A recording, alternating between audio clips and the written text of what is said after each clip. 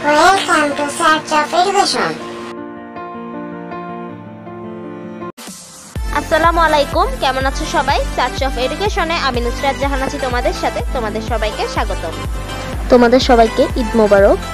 Eid surprise সূচনা আমাদের চ্যানেলে যতগুলো রচনার ভিডিও আপলোড করা হয়েছে সেই রচনার ভিডিওগুলোকে একত্র করে তোমাদের জন্য আজকের এই লাইভটি করা।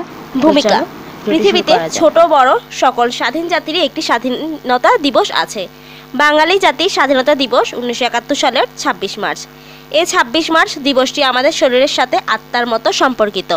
এছাড়া দিবসটি আমাদের কাছে অতি পবিত্র ও মর্যাদাপূর্ণ। প্রতি বছর এই দিনটি আমাদের স্বাধীনতার কথা স্মরণ করিয়ে দেয়। উৎসব: স্বাধীনতা দিবস একটা জাতির চিরকালীন আনন্দ, প্রেরণা ও শিক্ষার উৎস, তাই সব জাতি অতি আড়ম্বরের সাথে এই দিবস পালন করে। বাংলাদেশের স্বাধীনতা দিবস 26 মার্চ। 1971 সালের 26 মার্চের সূচনা লগ্নে পাকিস্তানি হানাদার বাহিনী বাংলাদেশের মানুষের জাতীয় আশা আকাঙ্ক্ষাকে চূর্ণ করে দেবার জন্য যে নিষ্ঠুর হত্যাকাণ্ড ও নির্যাতনের সূচনা করেছিল, তারই পরিপ্রেক্ষিতে 26 মার্চ তারিখকে বাংলাদেশের স্বাধীনতা দিবস হিসেবে গ্রহণ করা হয়েছে। স্বাধীনতা দিবসের পটভূমি: উপনিবেশিক ব্রিটিশ শাসনে যাতাকলে প্রায় 200 বছর ধরে নিষ্পেষিত হয়েছিল এ জাতি। 1947 সালে পাকিস্তানি শাসকদের শৃঙ্খলে আবার বন্দী হলো বাঙালি জাতি। 1952 সালে ভাষা আন্দোলন থেকে ধাপে ধাপে সংগ্রাম করে মুক্তির পথ খুঁজেছিল বাঙালি জাতি। 1970-এর সাধারণ নির্বাচনে শেখ মুজিবুর রহমানের নেতৃত্বাধীন আওয়ামী লীগ পূর্ব পাকিস্তানে নিরঙ্কুশ সংখ্যাগরিষ্ঠতা লাভ করা সত্ত্বেও কুচক্রী ইয়াহিয়া সরকার আওয়ামী লীগকে ক্ষমতা দিতে গড়িমসি করে এবং গোপনে ভয়াবহ ষড়যন্ত্রের জাল বিস্তার করতে থাকে। সামরিক শক্তি প্রয়োগ করে বাঙালি স্বাধিকার আন্দোলনকে স্তব্ধ করতে গিয়ে ইয়াহিয়া সরকার বাংলাদেশে ইতিহাসের বৃহত্তম গণহত্যা সংগঠিত করে। 1971 সালের 25 মার্চ সরকারের পোষ্য সেনাবাহিনী ঘুমন্ত নগরবাসীর উপর নারকীয় হত্যাযজ্ঞ চালাবার আদেশ দিয়ে ইয়াহিয়া গোপনে পশ্চিম পাকিস্তানে পলায়ন করেন। আন্দোলনের নেতা বঙ্গবন্ধু শেখ মুজিবুর রহমানকেও বন্দী করে সেখানে নিয়ে যাওয়া হয়। 26 মার্চ স্বাধীন বাংলার প্রথম বেতার কেন্দ্র কালুরঘাট থেকে বাঙালি জাতির উদ্দেশ্যে স্বাধীনতা ঘোষণা করা হয়। মূলত 26 মার্চে বাঙালি চৈতন্যে স্থাপিত হয়েছিল স্বাধীনতার অমর স্মারক, তাই 26 মার্চকে আমরা স্বাধীনতা দিবস হিসেবে উদযাপিত করে থাকি। স্বাধীনতা দিবসের ইতিহাস: আমাদের স্বাধীনতা দিবস তথা 26শে মার্চ দিবসটি যেমন গৌরবের তেমনই মর্মান্তিক। পশ্চিম পাকিস্তানের কিছু সংখ্যক কুচক্রী নেতা নানাভাবে আমাদের শোষণ করতে থাকে। আস্তে আস্তে দেশবাসীর মনের ক্ষোভের সৃষ্টি হয়। অবশেষে চলে আসে 1971। ঘটে ইতিহাসের বর্বরতম ঘটনা।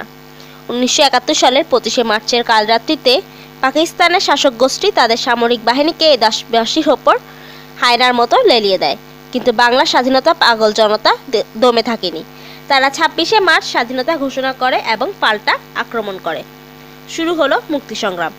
দীর্ঘ 9 মাস রক্তক্ষয়ী যুদ্ধের পর শেষ পর্যন্ত 1971 সালের 16 ডিসেম্বর পাকিস্তানি পাক হানাদার বাহিনী বাংলার মুক্তিযোদ্ধাদের নিকট আত্মসমর্পণ করে। সেজন্য প্রতি বছরের 26শে মার্চ আমাদের কাছে এত স্মরণীয়। স্বাধীনতা দিবস: কুষ্টিয়ার মেহেরপুরে 1971 সালের 17 এপ্রিল স্বাধীন ও সার্বভৌম বাংলাদেশের অস্থায়ী সরকার গঠন করা হয়। সৈয়দ নজরুল ইসলাম অস্থায়ী রাষ্ট্রপতি, তাজউদ্দিন প্রধানমন্ত্রী, কর্নেল এম.এ.জি. ওসমানীকে মুক্তিবাহিনীর সর্বাধিনায়ক করা হয়। তারপর 9 মাস যুদ্ধ করে বাংলার বীর মুক্তিযোদ্ধারা অবশেষে 1971 সালের 16 ডিসেম্বর পাকিস্তানি সৈন্যসহ বাংলার মাটিতে আত্মসমর্পণ করে। তখন হতেই শত্রুমুক্ত হয় আমাদের এই বাংলাদেশ। আজ 26 মার্চকে ঘোষণা করা হয় স্বাধীনতা দিবস। কায়িত কবি শামসুর রহমান বলেছেন, পৃথিবীর এক প্রান্ত থেকে অন্য প্রান্তে জ্বলন্ত ঘোষণার ধ্বনি প্রতিধ্বনি তুলে নতুন নিশান উড়িয়ে দামামা বাজিয়ে দিকবিদিক এই বাংলায় তোমাকে আসতেই হবে এই স্বাধীনতা।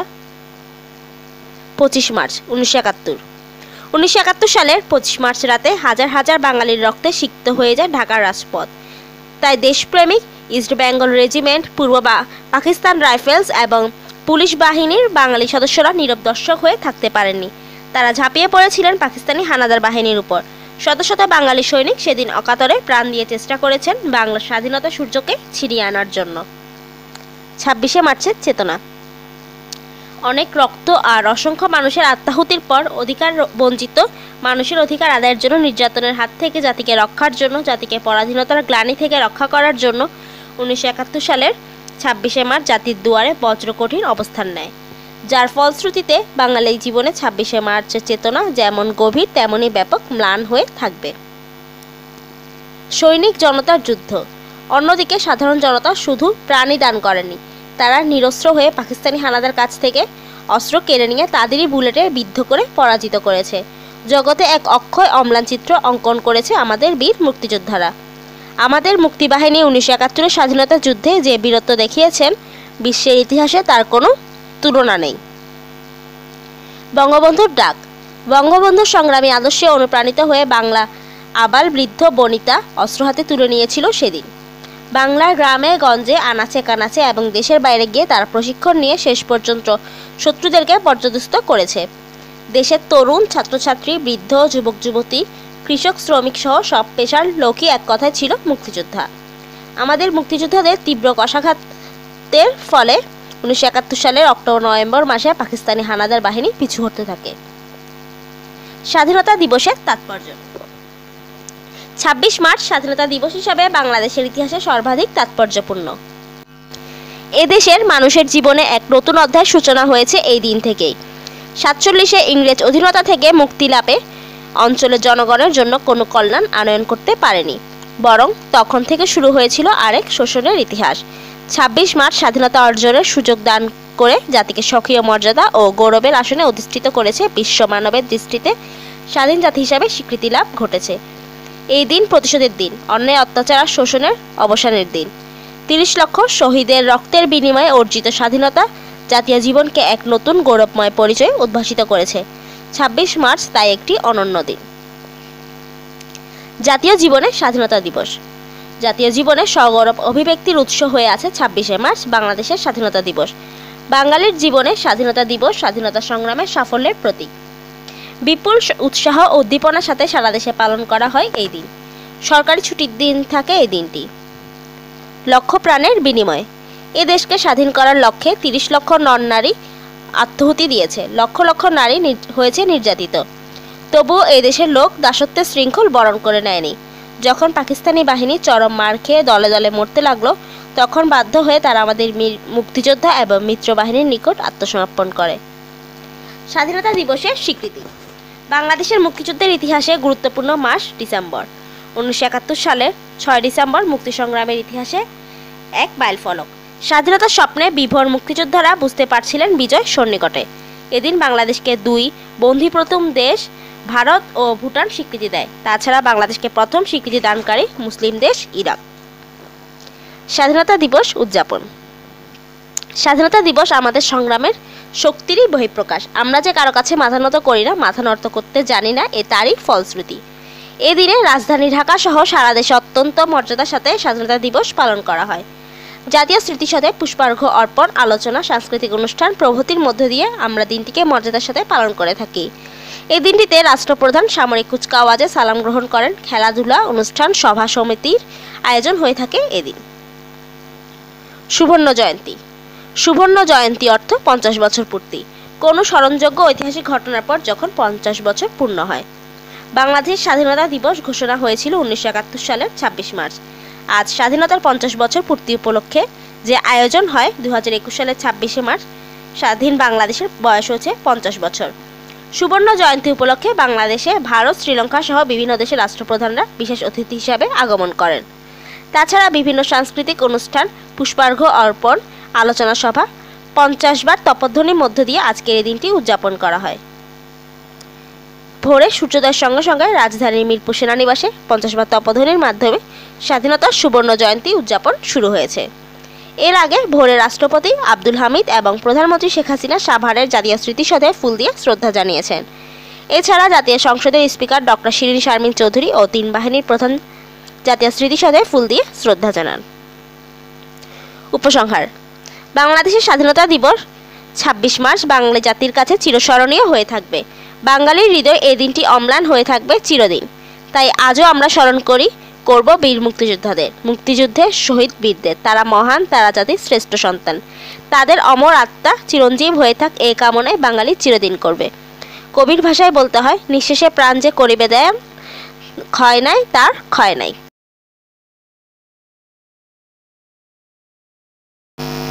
বাংলা নববর্ষ সূচনা। পহেলা বৈশাখ বাংলা নববর্ষের প্রথম দিন।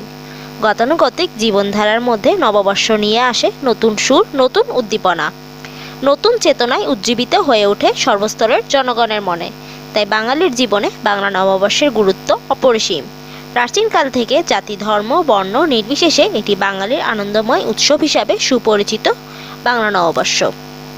বাংলা সনের ইতিহাস। বাংলা সন প্রচলনের ইতিহাস রহস্যে ঘেরা। কোনো কোনো ইতিহাসবিদ মনে করেন বাংলা সুলতান শাহ বাংলা সনের প্রবর্তক। কারো কারো মতে দিল্লির সম্রাট আকবর বাংলা সনের প্রচলন করেন। তার নির্দেশে আমির ফতেউল্লাহ সিরাজি পূর্বে প্রচলিত হিজরি ও চান্দ্র বছরের সমন্বয়ে সৌর বছরের প্রচলন করেন। তবে সুলতান হোসেন শাহের সময়ে 903 হিজরি বাংলা সনের প্রচলন হলেও সম্রাট আকবরের সময় 963 হিজরি থেকেই এটি বাঙালি সংস্কৃতির সাথে নিবিড়ভাবে সম্পর্কিত। বাংলা সন বাঙালি জাতির একান্ত নিজস্ব অব্দ। দেখো, এই বাংলা নববর্ষ রচনাটি তোমাদের বিভিন্ন ক্লাসেই এসে থাকে, তাই তোমরা চাইলে আমাদের এই রচনাটি দেখে তোমরা পরীক্ষায় লিখতে পারো। আর তাছাড়া আমাদের চ্যানেলে আরও অনেক রচনার ভিডিও আছে, তোমরা সেগুলো দেখে নিতে পারো। আশা করছি তোমরা রচনার ভিডিওগুলি থেকে উপকৃত হবে এবং সামনে আরও রচনা আসবে এবং তোমরা কী ধরনের পরবর্তী রচনা চাও, কী সম্পর্কে চাও, তা আমাদেরকে কমেন্ট করে জানাবে। তারপর দেখো, নববর্ষের উৎসব। বাঙালিরা প্রাচীনকাল থেকে নববর্ষ উদযাপন করে আসছে। তখন বছর শুরু হলো অগ্রহায়ণ মাস থেকে। এটি ছিল ফসল কাটার সময়। সরকারি রাজস্ব ও ঋণ আদায়ের এটিই ছিল যথার্থ সময়। পরে বঙ্গাব্দ বা বাংলা সন প্রচলন হলে বৈশাখ মাস থেকে বর্ষ গণনা শুরু হয়। আর বাঙালিরা পহেলা বৈশাখে বাংলা নববর্ষ উদযাপন করে। বাংলাদেশে নববর্ষ উদযাপনে এসেছে নতুন মাত্রা। বর্তমানে আমাদের দেশে রাষ্ট্রীয়ভাবে নববর্ষ পালন করা হয়। নববর্ষের স্বকীয়তা। এ দেশের নববর্ষের দিনটি হলো পহেলা বৈশাখ, বঙ্গাব্দ শুরুর প্রথম দিন। স্বাধীন দেশের দিনটির মর্যাদা স্বীকৃত হয়েছে। দিনটি এখন সরকারি ছুটির দিন। আরও দুটো নববর্ষের প্রথম দিনের সাক্ষাৎ এ দেশে মেলে। একটি ইংরেজি নববর্ষ, অপরটি আরবি নববর্ষ। বাংলা নববর্ষ সংস্কৃতির অঙ্গ হিসাবে গৃহীত হয়েছে। বাংলা সন শেষ হয় চৈত্র মাসের বিদায়ের মাধ্যমে। বৈশাখে এসে বছরের যাত্রা শুরু করে, তখন কালবৈশাখীর দিন। নববর্ষের প্রথম দিনটি আসে সগৌরবে নিজেকে জানিয়ে, সবাইকে মাতিয়ে। নববর্ষের আগমন যে স্বকীয়তাপূর্ণ, তার মধ্যে যে তাৎপর্য আছে তা তার সোচ্চার আগমন থেকে অনুধাবন করা যায়। তাই তার আগমনে যথার্থ জলুস ফুটে না উঠলে তার মাহাত্ম্য বোঝা যাবে না। বৈশাখী মেলা। বৈশাখ মাসের প্রথম দিনে গ্রাম বাংলার বিভিন্ন স্থানে যে মেলা বসে তাকে বৈশাখী মেলা বলা হয়। এই মেলা একদিনেও শেষ হয়, আবার অনেক জায়গায় 2, 3 কিংবা 7 দিন পর্যন্ত চলে। এসব মেলায় থাকে বিভিন্ন তৈজসপত্র, নাচ গানের অনুষ্ঠান, নাগরদোলা, বিভিন্ন কুটির শিল্পের পসরা ইত্যাদি। পূর্বে আমাদের দেশে বৈশাখী মেলা উপলক্ষে ঘোড়দৌড় ছিল উল্লেখযোগ্য। বর্তমানে এর প্রচলন নেই বললেই চলে। ছেলেমেয়েরা এসব মেলা থেকে বাঁশি, খেলনা, চুড়ি, ঘুড়ি, হাঁড়ি পাতিল, মাটির বাসন ইত্যাদি কিনে। মেলা প্রাঙ্গণে সাংস্কৃতিক জীবনধারাও হয়ে ওঠে প্রাণবন্ত। এছাড়া বিভিন্ন দোকানে মিষ্টি সহ বিভিন্ন রকমের লোভনীয় খাবার পাওয়া যায়। তাই বাংলা নববর্ষের অনুষ্ঠানগুলোর মধ্যে বার্ষিক মেলা তথা বৈশাখী মেলার আয়োজন বিশেষভাবে উল্লেখযোগ্য। বৈশাখী মেলার বর্ণনা। আমাদের দেশে সব ধরনের মেলায় পরিকল্পিত আয়োজন, বিশেষ বিশেষ জাতীয় অনুষ্ঠান ও মেলা বিশেষ বিশেষ তারিখে অনুষ্ঠিত হয়। মেলায় বহু মানুষের সমাগম ঘটে। মেলাকে ঘিরে মানুষে মানুষের সম্প্রীতি সেতু গড়ে ওঠে। বিক্রির জন্য বিচিত্র সামগ্রীর পসরা সাজিয়ে কোনো স্থানে অনেক মানুষের মিলিত হওয়ায় মেলা। পানি ভিক্ষা। চৈত্রের শেষে বাংলা নববর্ষ আসে গ্রীষ্মের দাবদাহ নিয়ে। এ সময় বালক বালিকারা সাঁঝের বেলা আল্লাহ মেঘ দে, পানি দে, ছায়া দে রে তুই আল্লাহ বলে আল্লাহর নিকট পানি ভিক্ষা চায়। এই পানি ভিক্ষা অনুষ্ঠানে পূর্বের দিনে যুবক যুবতীদের একটা আনন্দময় বিষয় ছিল। তবে কালের চক্রে পানি ভিক্ষার জাঁকজমকতা আর আগের মতো নেই। পহেলা বৈশাখ। বিগত দিনের সমস্ত গ্লানি মুছে দিয়ে পাওয়া না পাওয়ার সব হিসাব চুকিয়ে প্রতি বছর আসে পহেলা বৈশাখ, বাংলা নববর্ষ। মহা ধুমধামে শুরু হয় বর্ষবরণ। সবাই গেয়ে ওঠে রবীন্দ্রনাথের গান। এসো এসো এসো এসো হে বৈশাখ, তাপ নিঃশ্বাসে বায়ে, মোমস্বরে দাও উড়ায়ে, বৎসরের আবর্জনা দূর হয়ে যাক। বাংলা নববর্ষের একটি অন্যতম আকর্ষণ হচ্ছে পহেলা বৈশাখ কে অনুষ্ঠিত বৈশাখী মেলা। বৈশাখী মেলাই হচ্ছে বাংলাদেশের সবচেয়ে বড় সর্বজনীন উৎসব। জীবনযাত্রায় বাংলা নববর্ষ। আমাদের বছরের যাত্রা শুরুর লগ্ন হচ্ছে পহেলা বৈশাখ। তাই চৈত্র মাস শেষ হওয়ার সাথে সাথে বাংলাদেশের গ্রামে গ্রামে নতুন প্রাণের সাড়া জেগে ওঠে। এই নববর্ষের সাথে আমাদের কৃষকদের পাকা ফসল কাটাও, নতুন ফসল বোনার সম্পৃক্ততা রয়েছে। নববর্ষে প্রকৃতিও যেন নতুন সাজে সজ্জিত হয়ে নতুন রূপ নিয়ে আমাদের সামনে আসে। নতুন পত্র পল্লবে পুষ্পিত হয়ে ওঠে গাছপালা, বনভূমি। নতুন পাতা স্নিগ্ধ শ্যামল সভায় মানুষের মন হয় উড়ু উড়ু অঞ্চল, যেন আবেগের বান ডেকে যায়। হালখাতা। নববর্ষের একটা সার্বজনীন অনুষ্ঠান হালখাতা। ঐতিহ্যবাহী হালখাতা দিন ব্যবসায়ীরা বিগত বছরের পুরনো হিসাবের খাতা পাল্টিয়ে নতুন হিসাব শুরু করে। যারা দেশে এ ধরনের ব্যবসায় হিসাব করে তারা এই দিনটিকে যথাযথ উৎসব অনুষ্ঠানের মধ্য দিয়ে পালন করে থাকেন। আপ্যায়নের মধ্য দিয়ে পাওনা আদায় এর লক্ষ্য। তবে সময়ের চক্রে হালখাতার জাঁকজমক আগের মতো নেই। পূর্ণাহ। বাংলাদেশের আরেকটি সর্বজনীন অনুষ্ঠান হচ্ছে পূর্ণাহ। এর অর্থ যদিও পূর্ণ কাজ অনুষ্ঠানের পক্ষে জ্যোতিষশাস্ত্র অনুমোদিত প্রশস্ত দিন, কিন্তু সময়ের ব্যবধানে এর অর্থের পরিবর্তন হয়েছে। বর্তমানে ব্যবসায়ীগণ তাদের বকেয়া পাওনা আদায়ের লক্ষ্যে দোকানদারকে হালকা আপ্যায়ন করানোর জন্য নিমন্ত্রণ করেন। এতে আপ্যায়ন অনুষ্ঠানের মাধ্যমে তাদের নিকট পাওনা পরিশোধ করে থাকেন। নববর্ষের প্রভাব। আমাদের জীবনে নববর্ষ উৎসবের আমেজ নিয়ে আসে। নববর্ষের দিন ছুটি থাকে, পারিবারিকভাবে বিশেষ খাবারের আয়োজন করা হয়, বন্ধু বান্ধব আত্মীয় স্বজনকে নিমন্ত্রণ করা হয়, সব কিছুতে আনন্দের ছোঁয়া লেগে থাকে। আধুনিক রীতি অনুযায়ী ছোট বড় সবাই নববর্ষের কার্ড শুভেচ্ছা বিনিময় করেন। অতীতের লাভ ক্ষতি ভুলে গিয়ে এদিন সবাই ভবিষ্যতের স্বপ্ন বোনে। নববর্ষ আমাদের সামনের দিকে এগিয়ে চলার প্রেরণা জাগায়। তাই আমাদের জীবনে নববর্ষের প্রভাব গভীর ও ব্যাপক। বাংলা নববর্ষের আগমন। নববর্ষের প্রথম দিন পহেলা বৈশাখ আমাদের নিকট উপস্থিত হয় 6 ঋতুর পরিক্রমায় একে একে 12টি মাস শেষ করে। এই দিনটিকে আমরা বাংলা নববর্ষ হিসাবে বরণ করে থাকি।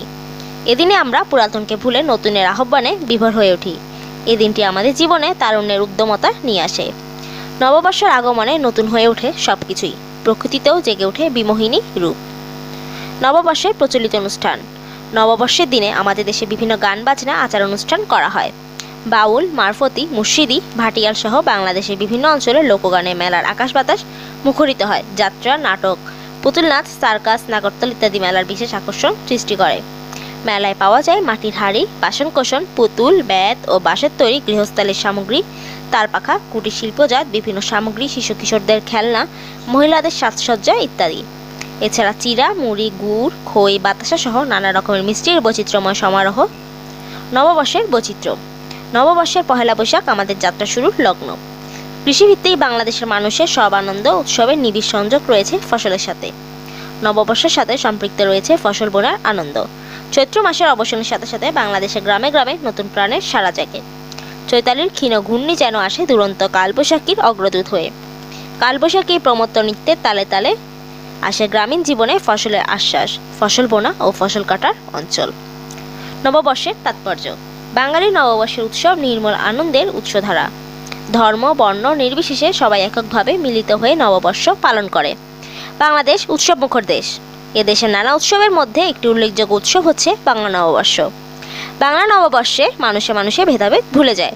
ধর্ম বর্ণ কেউ কিছুই উল্লেখ করে না, তখন তাদের পরিচয় হয় একক। মেলার স্থান ও নাম প্রকৃতি। সাধারণত উন্মুক্ত জায়গায় যেখানে অনেক লোকের সমাগম ঘটে বা স্থানের সংকুলন হয়, যাতায়াত সুবিধা ভালো হয়, এসব স্থান মেলার উপযোগী। গ্রামের পাশে, নদীর চরে, বটের ছায়ে ইত্যাদি স্থানে মেলা বসে থাকে। মেলার নামকরণ বিভিন্নভাবে হয়ে থাকে। যখন কোনো পূজা পার্বণ উপলক্ষে মেলা হয় তখন সেই নামানুসারে মেলার নামকরণ করা হয়। যখন কোনো বিশেষ দিন যেমন ঈদ, রোজা, নববর্ষ ইত্যাদি উপলক্ষে মেলা হয় তখন সেই নামে ডাকা হয়। অর্থাৎ দেখো, যখন ঈদ হয় তখন আমরা বলি ঈদ মেলা, যখন নববর্ষ হয় তখন বলি আমরা বাংলা নববর্ষের মেলা, যখন রোজা হয় তখন বলি আমরা রোজার মেলা। এভাবেই বিভিন্ন নাম অনুযায়ী আমরা মেলার নাম ডেকে থাকি। নববর্ষের গুরুত্ব।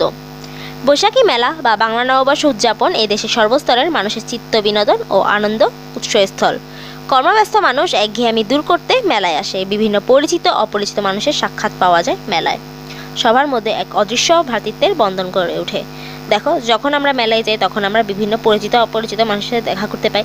যেমন কেউ যদি বই মেলায় আসে তখন আমরা বিভিন্ন লেখকের সাথে দেখা করতে পারি, কিংবা কেউ যদি কোনো স্পন্সর করে তাদের সাথেও আমরা সেই মেলার মাধ্যমে দেখা করতে পারি, কিংবা অনেক বছর কারোর সাথে দেখা হয়নি সেই মেলার মাধ্যমেও আমরা অনেক পরিচিত মুখ দেখতে পাই। তো এখানে সেই কথাটাই বলা হয়েছে। নববর্ষের উপকারিতা। বৈশাখী মেলায় এত আনন্দের পরেও অনেক কষ্টদায়ক ও ভয়াবহতার দিক রয়েছে। দেখো, আমরা জানি যে প্রতিটি জিনিসের ভালোর সাথে সাথে খারাপ দিকগুলোও থাকে। ঠিক তেমনি বৈশাখী মেলার সাথে নববর্ষের উপকারিতাও কিছু রয়েছে। যেমন আমরা মেলায় অনেক আনন্দ করার পরেও কিছু কষ্টদায়ক এবং ভয়াবহতার দিক থেকেই যায়। দেখো এখন আমরা সেটাই দেখব। বৈশাখী মেলার এত আনন্দের পরেও অনেক কষ্টদায়ক ও ভয়াবহতার দিক রয়েছে। মেলায় এসে পচাবাসি খাবার খেয়ে মানুষ অসুস্থ হয়ে পড়ে। জুয়া খেলা, অশ্লীল যাত্রা, নৃত্য, সিনেমা, বায়োস্কোপ ইত্যাদিরও ক্ষতিকর দিক রয়েছে। তাছাড়া সম্প্রতি ধর্মের ভেদাভেদের কারণে বৈষম্য দেখা যায় এবং অনেক মানুষের ভিড় থাকার কারণে অনেকে আহত হয়, আবার অনেকে বিভিন্ন রোগে আক্রান্ত হয়ে পড়ে। উপসংহার: বাংলা নববর্ষের প্রথম দিনটি আসে সগৌরবে নিজেকে চিনিয়ে সবাইকে জানিয়ে। পুরাতনকে ঝেড়ে ফেলে সে আমাদের জীবনে নতুন হালকাতা প্রবর্তন করে। নববর্ষ আমাদের মানবিক মূল্যবোধকে জাগ্রত করে, জাতীয় জীবনে স্বকীয় চেতনা বিকাশের উদ্বুদ্ধ করে, মানুষে মানুষে গড়ে তোলে সম্প্রীতির কোমল বন্ধন। তাই বাংলা নববর্ষ আমাদের জীবনে এত আনন্দ ও গৌরবের। কবির ভাষায় বলতে হবে, বন্ধু হও শত্রু হও, যেখানে যে কেহ রও, ক্ষমা করো আজিকার মতো, পুরাতন বছরের সাথে পুরাতন অপরাধ যত।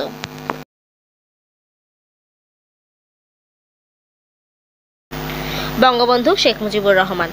ভূমিকা: পাকিস্তান সরকারের শাসন এবং শোষণে যখন বাঙালি জর্জরিত, তখন জাতিকে মুক্তির পথ দেখাতে এগিয়ে এসেছিলেন এক অবিসংবাদিত নেতা, যার মুক্তির ডাকে বাঙালি ঝাঁপিয়ে পড়েছিল সশস্ত্র সংগ্রামে। দেখানো পথ ধরে অন্ধকার থেকে আলোর পথে এসেছে। আমরা পেয়েছি এক স্বাধীন রাষ্ট্র। তিনি জাতির জনক, আমাদের প্রিয় বঙ্গবন্ধু শেখ মুজিবুর রহমান।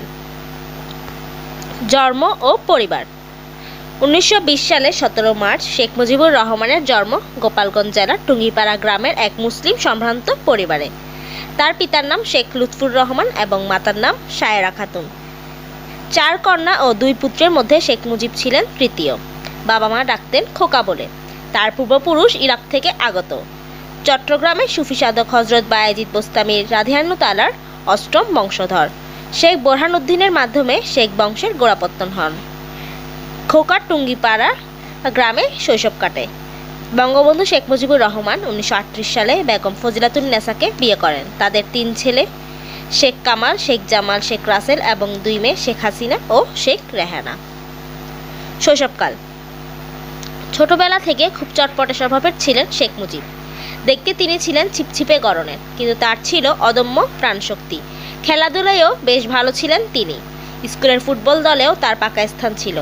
বিদ্যালয়ের উপরের ক্লাসে এসে তার প্রতিবাদী চেতনার পরিচয়ও মেলে। একবার অবিভক্ত বাংলার প্রধানমন্ত্রী শেরে বাংলা একে ফজলুল হক ও মন্ত্রী হোসেন শহীদ সোহরাওয়ার্দী গোপালগঞ্জ মিশনারি স্কুল পরিদর্শনে আসেন। সবার হয়ে স্কুলের দাবি দেওয়ার কথা জোরালো বক্তব্য মধ্য দিয়ে তুলে ধরেন শেখ মুজিব।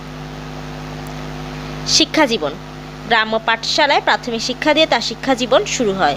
গ্রামের প্রাথমিক বিদ্যালয় থেকে পাশ করে তিনি গোপালগঞ্জ মিশন স্কুলে ভর্তি হন। 1942 সালে শেখ মুজিব প্রবেশিকা পরীক্ষায় উত্তীর্ণ হন। তারপর তিনি কলকাতা ইসলামিয়া কলেজ হতে 1944 সালে আইএ পাশ করেন। এই কলেজ থেকে 1947 সালে বিএ পাশ করেন। তিনি 1948 সালে ঢাকা বিশ্ববিদ্যালয়ের আইন বিভাগে ভর্তি হন, কিন্তু এ কোর্স তিনি শেষ করতে পারেননি। 1949 সালে ঢাকা বিশ্ববিদ্যালয়ের 4র্থ শ্রেণীর কর্মচারীদের দাবি আদায়ের আন্দোলন করার জন্য তাকে জরিমানা করা হয়। জরিমানা প্রদানে তিনি রাজি হননি, ফলে তার ছাত্রত্ব বাতিল হয়ে যায় এবং এখানেই তার শিক্ষা জীবনের ইতি ঘটে। রাজনীতি: ছাত্রজীবন থেকেই বঙ্গবন্ধু রাজনীতিতে যুক্ত হয়েছেন। ভাষা আন্দোলন সহ বিভিন্ন গণতান্ত্রিক আন্দোলনে যোগ দিয়ে তিনি বহুবার গ্রেপ্তার ও কারাবরণ করেছেন। 1947 সালে উর্দু ভাষা চাপিয়ে দেওয়ার প্রতিবাদে বিক্ষোভ করে ছাত্র সমাজ এবং গ্রেফতার হন শেখ মুজিব ও অন্যান্য নেতা। ছাত্রদের বলিষ্ঠ প্রতিবাদের ফলে কিছুদিন পরেই তারা ছাড়া পান। আওয়ামী মুসলিম লীগ গঠিত হলে কারাবন্দী তরুণ নেতা শেখ মুজিবকে করা হয় দলের যুগ্ম সম্পাদক। জেলে থাকাকালে 1952 সালের ভাষা আন্দোলনের সময় তিনি অনশন পালন করেন। জেল থেকে বের হয়ে আবার তিনি সারা দেশে দলকে সংগঠিত করার জন্য ঝাঁপিয়ে পড়েন। আওয়ামী মুসলিম লীগ নাম পরিবর্তনের মধ্য দিয়ে আওয়ামী লীগ হিসেবে আবির্ভূত হয়। 1954 সালে পূর্ব পাকিস্তানের সাধারণ নির্বাচনে যুক্তফ্রন্টের বিজয় ঘটলে শেখ মুজিব মন্ত্রী হন। 1966 সালে শেখ মুজিব বাঙালির মুক্তির সনদ 6 দফা কর্মসূচি ঘোষণা করেন। 1968 সালে জেলে থাকা অবস্থায় তার বিরুদ্ধে আগরতলা ষড়যন্ত্র মামলা করা হয়। 1952 সালের ভাষা আন্দোলন: 1952 সালে ভাষা আন্দোলনের বিস্ফোরণ পর্বে বঙ্গবন্ধু শেখ মুজিবুর রহমান কারাগারে ছিলেন। ব্যক্তিগতভাবে রাজনৈতিক কর্মসূচিতে অনুপস্থিত থাকলেও জেলে বসেও নিয়মিত আন্দোলনকারীদের সঙ্গে যোগাযোগ রাখতেন এবং প্রয়োজনীয় নির্দেশ প্রদান করতেন। এই প্রসঙ্গে রাজনৈতিক গাজীউল হক তার স্মৃতিকথায় লিখেছেন, 1949 সালের অক্টোবর মাসে গ্রেপ্তার হওয়ার পর শেখ মুজিব রহমান 1952 সালের ফেব্রুয়ারি পর্যন্ত বিভিন্ন জেলে আটক ছিলেন। ফলে স্বাভাবিক কারণে 52 সালে ভাষা আন্দোলনে সক্রিয়ভাবে অংশগ্রহণ করা বঙ্গবন্ধু শেখ মুজিবুর রহমানের পক্ষে সম্ভব ছিল না। তবে জেলে থেকেই তিনি আন্দোলনকারী নেতাদের সঙ্গে যোগাযোগ রক্ষা করতেন। রাষ্ট্রভাষা আন্দোলনে যারা নেতৃত্বে ছিলেন, যেমন আব্দুস সামাদ আজাদ, জিল্লুর রহমান, কামরুজ্জামান, আব্দুল মমিন, তারা সবাই এক বাক্যে স্বীকার করেছেন বঙ্গবন্ধু জেলখানা থেকে এবং পরে হাসপাতালে থাকাকালীন আন্দোলন সম্পর্কে চিরকুটের মাধ্যমে নির্দেশ পাঠাতেন। প্রখ্যাত সাংবাদিক আব্দুল গাফফার চৌধুরী 21কে নিয়ে কিছু স্মৃতি কিছু কথা প্রবন্ধে লিখেছেন, শেখ মুজিব 1952 সালের ফেব্রুয়ারি মাসের 16 তারিখ ফরিদপুর জেলে যাওয়ার আগে ও পরে ছাত্রলীগের একাধিক নেতার কাছে চিরকুট পাঠিয়ে আন্দোলনের প্রয়োজনীয় নির্দেশনা দিয়েছেন। 1954 সালের যুক্তফ্রন্ট গঠন ও 21 দফা কর্মসূচি। 1953 সালের 14 থেকে 15 নভেম্বর ময়মনসিংহে মাওলানা ভাসানীর নেতৃত্বে আওয়ামী মুসলিম লীগের কাউন্সিল অধিবেশন বসে। এ সভায় শেখ মুজিবুর রহমানকে আওয়ামী মুসলিম লীগের সাধারণ সম্পাদক নির্বাচিত করা হয়। সরকার 1954 সালে সাধারণ নির্বাচন ঘোষণা করে। মাওলানা ভাসানী ও শেখ মুজিবুর রহমান প্রথমে যুক্তফ্রন্ট গঠনের পক্ষে ছিলেন না। ছাত্র সমাজের চাপে সব বিরোধী দল একত্র হয়ে যুক্তফ্রন্ট গঠন করে। একে ফজলুল হক, হোসেন শহীদ সোহরাওয়ার্দী ও মাওলানা ভাসানী 1953 সালের 4 ডিসেম্বর যুক্তফ্রন্ট গঠন করেন।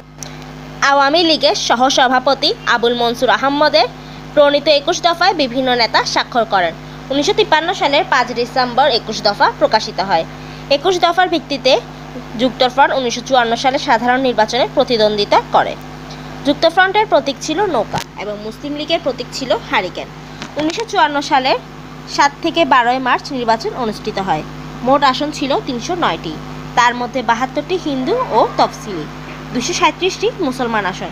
9টি বাদে সব আসনে যুক্তফ্রন্ট জয়লাভ করে। 6 দফা আন্দোলন। 1966 সালের 5 ফেব্রুয়ারি লাহোরে বিরোধী দলের এক সম্মেলনে অনুষ্ঠিত হয়। এখানে বঙ্গবন্ধু শেখ মুজিবুর রহমান পূর্ব পাকিস্তানের বাঙালি সব ধরনের অধিকার ফিরে পাওয়ার জন্য 6 দফা কর্মসূচি ঘোষণা করেন। এই 6 দফা ছিল মূলত স্বায়ত্তশাসনের দাবি, অর্থাৎ পাকিস্তানের সাথে যুক্ত থেকে পূর্ব পাকিস্তানের শাসনের দায়িত্ব ও ক্ষমতা থাকবে পূর্ব পাকিস্তানের হাতে। কিন্তু তারা সেটি মেনে নেয়নি, কারণ স্বায়ত্তশাসন পেয়ে গেলে পশ্চিম পাকিস্তানিদের একচেটিয়া সুবিধা পাওয়া সম্ভব হবে না। তাই আবার শুরু হয় ষড়যন্ত্র। এই সময় বঙ্গবন্ধু শেখ মুজিবের বিরুদ্ধে সরকারের প্রদেশের নানা জেলায় মামলা দিতে থাকে। আওয়ামী লীগের নেতাকর্মীদের গ্রেফতার করা হয়। এভাবে চরম হয়রানির শিকার হন বঙ্গবন্ধু শেখ মুজিবুর রহমান, তাজউদ্দিন আহমেদ সহ আওয়ামী লীগ নেতারা। কিন্তু বিপুল জনসমর্থন ও বঙ্গবন্ধু শেখ মুজিব সহ অন্যান্য রাজনৈতিক নেতৃবৃন্দের দৃঢ়তার ফলে কিছুতেই আন্দোলন দমানো যায়নি।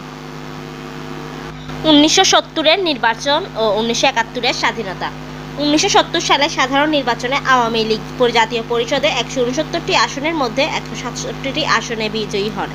কিন্তু পশ্চিম পাকিস্তান আওয়ামী লীগকে সরকার গঠন করতে না দিয়ে ষড়যন্ত্রের জাল বুনতে থাকে এবং 1971 সালের 25 মার্চের কালো রাতে নারকীয় হত্যাযজ্ঞ চালায়।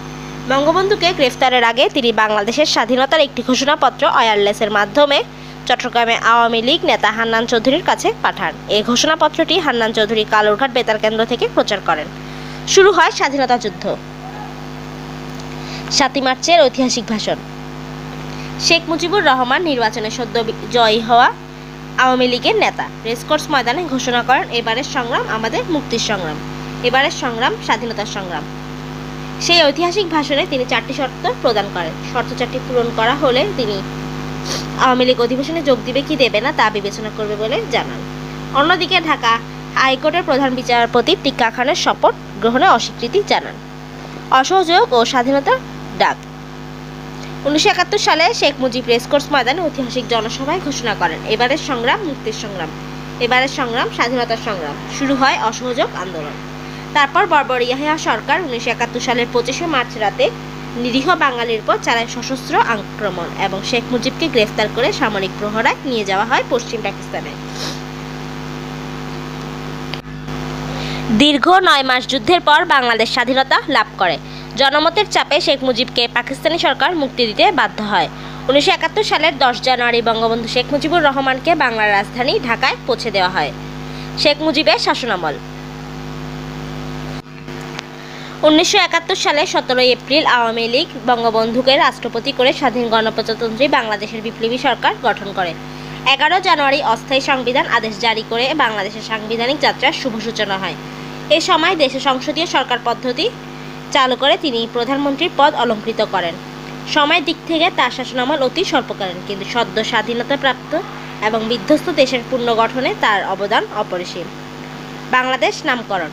1969 সালের 5 ডিসেম্বর ঢাকায় আওয়ামী লীগের এক আলোচনা সভায় বঙ্গবন্ধু শেখ মুজিবুর রহমান তৎকালীন পূর্ব পাকিস্তানকে বাংলাদেশ নামকরণের ঘোষণা দিয়েছিলেন। জনমতের পক্ষ হইতে আমি ঘোষণা করিতেছি, আজ হইতে পাকিস্তানের পূর্বাঞ্চলীয় প্রদেশটির নাম পূর্ব পাকিস্তানের পরিবর্তে শুধুমাত্র বাংলাদেশ।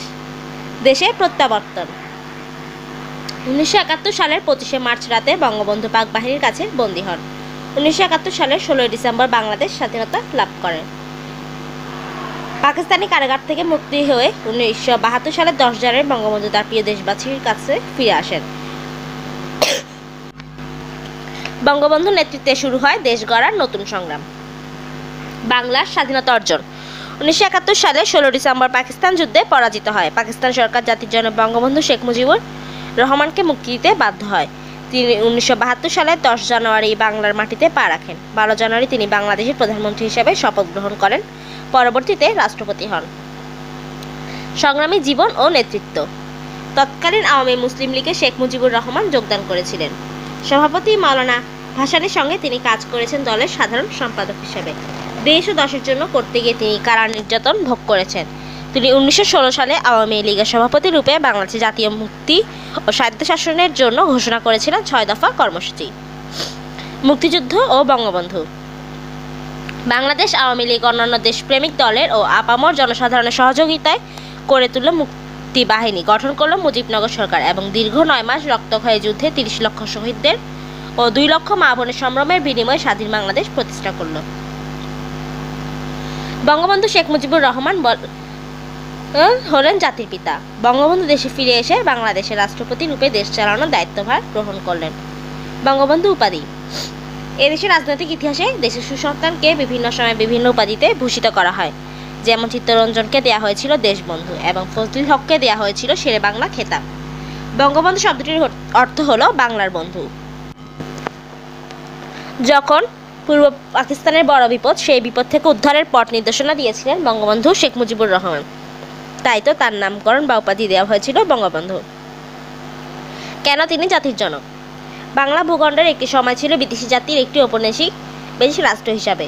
ইতিহাসের পাতায় এক নজর চোখ বোলালেই আমরা দেখতে পাই জাতি হিসাবে আমাদের প্রতিটি পদে ব্যর্থতা, শক, হুন, মগ, পর্তুগিজ, ফরাসি, ওলন্দাজ, ব্রিটিশ এবং পাকিস্তানিরা নানান সময় নানানভাবে আমাদের শোষণ করেছে, ভোগ করেছে আমাদের সম্পদ। শুধুমাত্র 1971 সালের যুদ্ধে আমরা বিদেশি পরাশক্তিকে রুখতে পেরেছিলাম। এর পেছনে সবটুকু ছিল বঙ্গবন্ধু শেখ মুজিবুর রহমানের অবদান। তিনি নিজের স্বার্থকে সম্পূর্ণরূপে বিসর্জন দিয়ে লড়েছিলেন দেশের জন্য, দেশের মানুষের জন্য। জাতি হিসাবে আমাদেরকে প্রথম বিশ্বের দরবারে প্রতিষ্ঠিত করেছেন এই মহাপ্রাণ বাঙালি। তাই তিনি জাতির জনক। সহপরিবারে নিহত। 1975 সালের 15 আগস্ট কতিপয় দুষ্কৃতকারী ও কুচক্রী সেনা কর্মকর্তা ধানমন্ডির বাসভবনে জাতির জনক বঙ্গবন্ধু শেখ মুজিবুর রহমান সহ 16 জনকে নির্মমভাবে হত্যা করে। মৃত্যু। 1975 সালের 15 আগস্ট বাংলা জাতির জনক অত্যন্ত লজ্জাজনক একটি কালো অধ্যায়। দেশি ও বিদেশি চক্রান্ত, ষড়যন্ত্র ও কতিপয় উচ্চাভিলাষী স্বার্থান্বেষী ষড়যন্ত্রকারী বাঙালি সেনা অফিসারদের হাতে নৃশংসভাবে সপরিবারে নিহত হতে হলো হাজার বছরের শ্রেষ্ঠ বাঙালি জাতির জনক বঙ্গবন্ধু শেখ মুজিবুর রহমানকে। পরে তাকে টুঙ্গিপাড়া গ্রামের বাড়িতে কবর দেওয়া হয়। কবি আক্ষেপ করে বলেছেন, এসব কথা শুনে আমি হারিয়ে ফেলি হুঁশ, যারা আমার মারল পিতা তারা কি সত্যি মানুষ? উপসংহার। বাংলার প্রাণপ্রিয় নেতা ও অকৃত্রিম বন্ধু ছিলেন শেখ মুজিব। তিনি আজ আমাদের মাঝে নেই, কিন্তু তিনি তার মহান আদর্শে বাঙালি জাতির জীবনে চির অম্লান হয়ে থাকবেন। তাই তো বলা যায়, ব্যক্তি মুজিবের মৃত্যু হলেও মুজিব আদর্শের মৃত্যু নেই। জাতির জনক বঙ্গবন্ধুর আদর্শ চিরদিন উজ্জ্বল হয়ে থাকুক, এই প্রত্যাশা সকলের মাঝে। তার স্বপ্নের সোনার বাংলার রূপায়ণের মাধ্যমে তার স্মৃতি অমর হয়ে থাকবে। বাংলা ভাষার প্রখ্যাত সাহিত্যিক অন্নদা শঙ্কর রায়চৌধুরী লিখেছেন, যতকাল রবে পদ্মা মেঘনা গৌরী যমুনা বহমান, ততকাল রবে কীর্তি তোমার শেখ মুজিবুর রহমান। ভূমিকা। মা তোর মুখের বাণী আমার কানে লাগে সুধার মতন। বাঙালি জাতির জীবনে 17 নভেম্বর 1999 একটি ঐতিহাসিক গৌরবমণ্ডিত ও আনন্দঘন দিন। জাতিসংঘের শিক্ষা, বিজ্ঞান ও সংস্কৃতি বিষয়ক সংস্থা ইউনেস্কো ফ্রান্সের রাজধানী প্যারিসে বাঙালির অমর 21শে ফেব্রুয়ারিকে আন্তর্জাতিক মাতৃভাষা দিবস হিসাবে স্বীকৃতি দিয়েছে। ইউনেস্কোর 57তম দ্বিবার্ষিকী সম্মেলনে পৃথিবীর 188টি বহুভাষিক ও বহুজাতিক সদস্য দেশ সর্বসম্মতভাবে বাঙালির প্রিয় মাতৃভাষার প্রতি এই স্বীকৃতি দিয়েছে। আন্তর্জাতিক মাতৃভাষা দিবসের পটভূমি।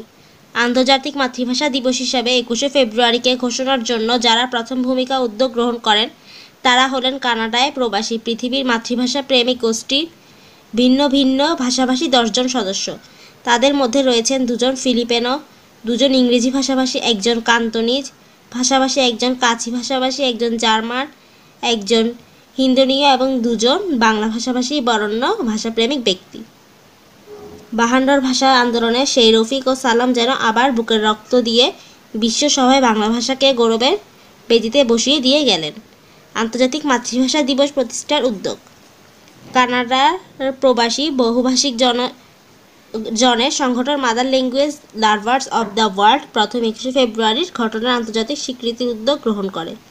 এর পেছনে 2 জন প্রবাসী বাঙালির অবদান রয়েছে, তারা হচ্ছেন আব্দুস সালাম ও রফিকুল ইসলাম।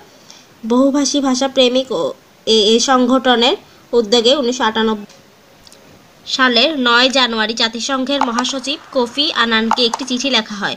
কোফি আনান ইউনেস্কোর সঙ্গে যোগাযোগ করার পরামর্শ জানালে ইউনেস্কোতে একটি আবেদনপত্র পাঠানো হয়।